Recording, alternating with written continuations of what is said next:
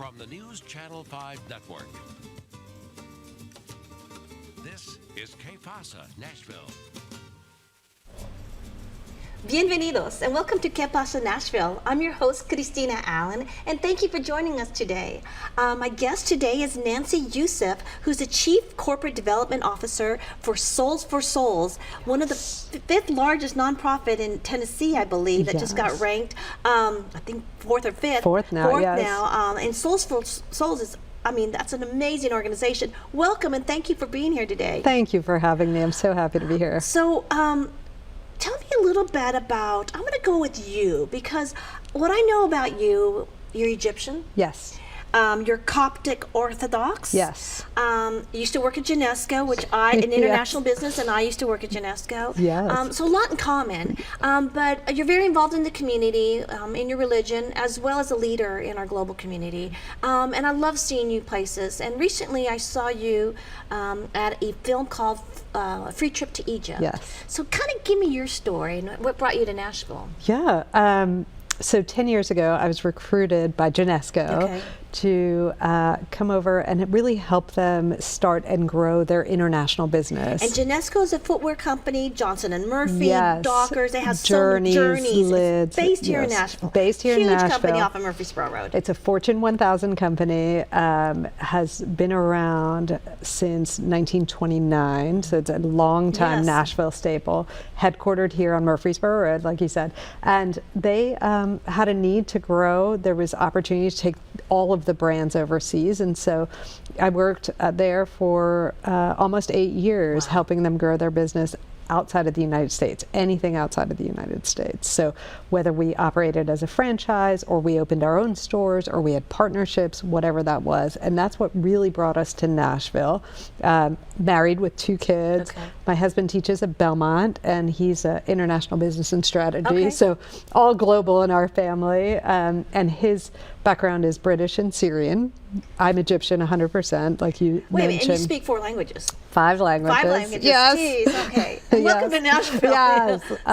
So it's been awesome. But since that time, I left. I went to a company that was based in Boston, so I commuted for a couple of years, and then came back to stayed in Nashville, but started my own company, which is a women's plus-size clothing company called Curves with Purpose. Yes, Curves with Purpose. But during my time with Genesco, to tie it back to Souls for Souls, I was asked to join the board of Souls for Souls to really help grow and establish them all over the world, but also here in Nashville. And tell me a little bit, what is Souls for Souls? Souls for Souls is a nonprofit. It's really a nonprofit social enterprise. And what they do is they provide opportunities to people, and they do that through footwear and apparel. So giving clothes and shoes to people that need it. So they give it away for free, but they also have a micro enterprise program, which is what I get really excited about. And that's an entrepreneurship program for women, and it's all women that are involved right now. It's not exclusively women, but that's what it is now. And we help the women learn to be entrepreneurs. So set them up. In other countries? In other countries. So we've got Honduras, we've got Guatemala, we've got Haiti. We're all over, and we help these entrepreneurs start their own store, if you will. And I use the term store loosely because in some of these countries, as you know, it could be a hut, could be a stand, could be whatever it is. But it has created so much opportunity in that some of these women have been able to put their kids through school, have been able to build a physical homes for their entire community. Equity. Yes. But let's go back. Souls for Souls, in a way, it's like Second Harvest. Yes. You can donate your slightly used shoes. Correct. They gather them. Yes. They probably clean them up, and they distribute them all over the world to other nonprofit partners. Is that correct? Yes. So we have over 1,200 nonprofit partners that we work with, and we'll redistribute through them, or we'll directly distribute. So, for example, here around summertime, where kids are about to go back to school, we'll do shoe distributions for schools in Metro Nashville. So you'll do it locally as well? Yes, absolutely. Around the holidays, we'll do coat distributions right before school gets out when the weather's getting cold, and that's in a partnership with Macy's, for example. So we do it. So you've established within the United States as well as abroad the opportunity for low-income Yes. to receive shoes, coats, and entrepreneurship. Absolutely. Yeah. And so it's based in Old Hickory, Tennessee. Old Hickory, Tennessee, near Hermitage, so Wow. Andrew Jackson's home. It's right here. Most people don't realize that it's based right here in Nashville. It's a almost $87 million in gross receipts nonprofit. It's a really Very tremendous established. organization. And it's very young, isn't it? 12 years. 12 that's years. it. That's an incredible feat. Yeah.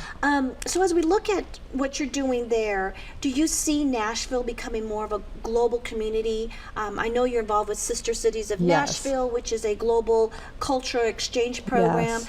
How do you see Nashville from 12 years ago when you got here? It has grown incredibly. I remember when we first moved here and we lived in a neighborhood that was very Nashville, native Nashvillians. You know, people used to always say, oh, it's rarity to meet native Nashvillians. Yes. Well, our neighborhood was only native Nashvillians.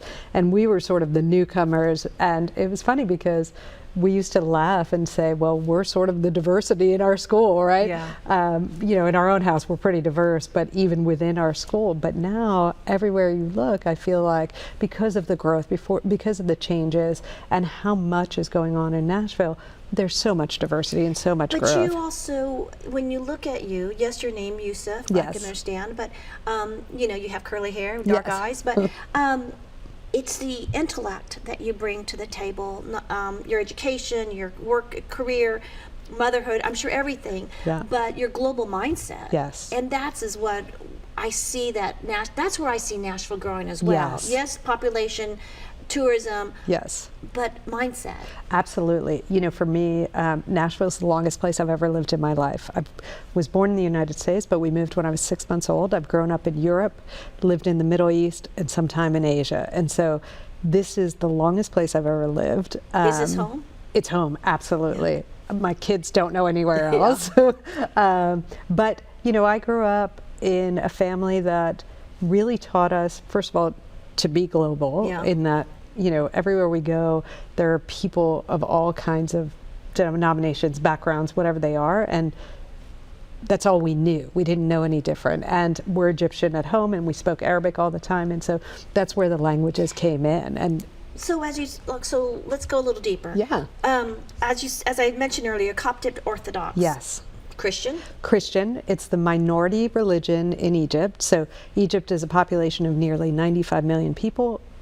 About 90% are Muslim, and 10% are the other. So is the assumption that since you're Egyptian that you're Muslim? Mostly, yes. And then I understand Coptic meaning Egyptian. Correct. Thank you, as I Yes. got learned.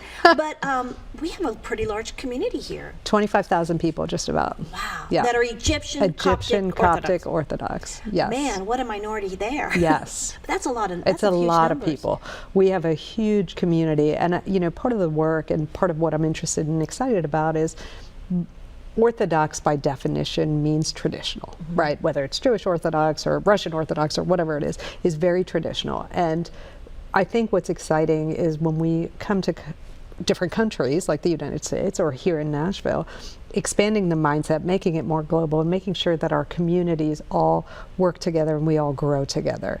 You know, immigrants and refugees all have the same fears, all have the same doubts, all have the same scares when they're going into a new place because they don't know anything. And so for me, what I try to do is help to educate, help to grow our communities, get them involved.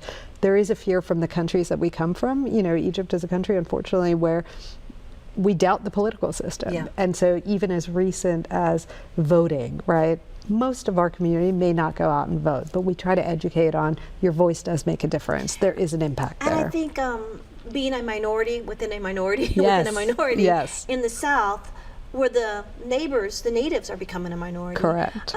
We all have to get along. Absolutely. We have to and understand how to appreciate and the differences. Yeah. And I think we're getting there. But we're going to take a quick break Yeah. right now. We're going to continue our conversation with Nancy Youssef. I'm going to say Global Woman of the Year here, and talking about all her involvement within the Egyptian community, within the global community, and with Souls for Souls. We'll be right back with Que Pasa Nashville.